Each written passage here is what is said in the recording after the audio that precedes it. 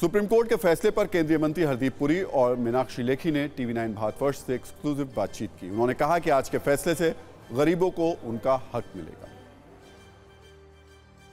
इस समय हमारे जो डेवलपमेंटल चैलेंजेस हैं, अफर्मेटिव एक्शन या जो कोटा इकोनॉमिकली वीकर सेक्शन के हमारे बहन भाई उनको समुदाय को देने के लिए ये डेवलपमेंट के लिए बहुत ज़रूरी है और मुझे बहुत खुशी है और मुझे लगता है मेरे जैसे बाकी सब लोगों को भी इस पर बहुत प्रसन्नता होगी कि ये AWS जो कोटा है सुप्रीम कोर्ट ने वैलिडेट कर दिया। कभी कभी जो डिस्क्रिमिनेशन है, जो लोगों के साथ अन्याय होता है, उसका एक बहुत बड़ा कारण गरीबी भी होता है। उसमें गरीबी की वजह से लोग पीछे रह जाते हैं, पिछड़ जाते हैं। तो लोग कोई गरीबी की वजह से ना पिछड़े और उनको बराबर का मौका मिले आगे आने का, पढ़ाई लिखाई का और बढ़ने का। इसलिए हम इसका फैसले का स्वागत करते हैं और ये सरकार के फैसले पर सुप्रीम कोर्ट की मोहर है। 2019 में जब नरेंद्र मोदी सरकार ने EWS आरक्षण लागू किया तो कमोवेश सभी दल सरकार के साथ में थे, लेकिन कुछ दलों ने इसका विरोध भी किया था। और अब आपको ये भी बता देते हैं कि कौन कौन से दल थे जो इसके पक्ष में थे। इसमें BJP, Congress, Samajwadi party, BSP, JDU ये तमाम दल थे जो EWS के समर्थन में थे। और विपक्ष में जो लोग थे उसमें DMK, राष्ट्रीय जनता दल और लेफ्ट पार्टियां शामिल थी जिन्होंने उस वक्त इसका विरोध किया था।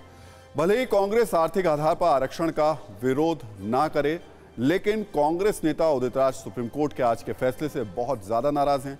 सुप्रीम कोर्ट के आज के फैसले के बाद उदित राज ने एक ट्वीट किया। इसमें उन्होंने सुप्रीम कोर्ट के जातिवादी होने का आरोप लगाया और कहा, क्या अब कोई शक है?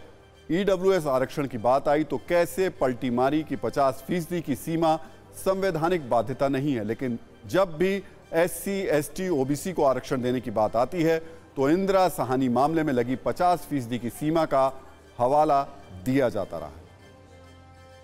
कांग्रेस नेता उदित राज इतने गुस्से में यूं ही नहीं है, इसके पीछे राजनीतिक वजह भी है। गुजरात और हिमाचल प्रदेश में विधानसभा चुनाव हो रहे हैं। यहां सवर्ण वोटरों की संख्या बहुत ज्यादा है।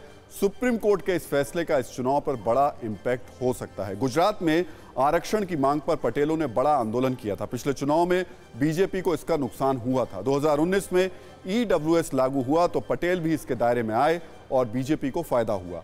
अब अगर आज सुप्रीम कोर्ट EWS के खिलाफ फैसला देता तो बीजेपी के लिए यह नेगेटिव हो सकता था। अगर गुजरात में जाति समीकरण देखें तो गुजरात में 13 से 15% सवर्ण है, पटेलों की आबादी 12 से 14% है, SC 7%, ST 15%, कोली ठाकुर 20 से 22%, मुस्लिम 10%, OBC 20 से 22% हैं।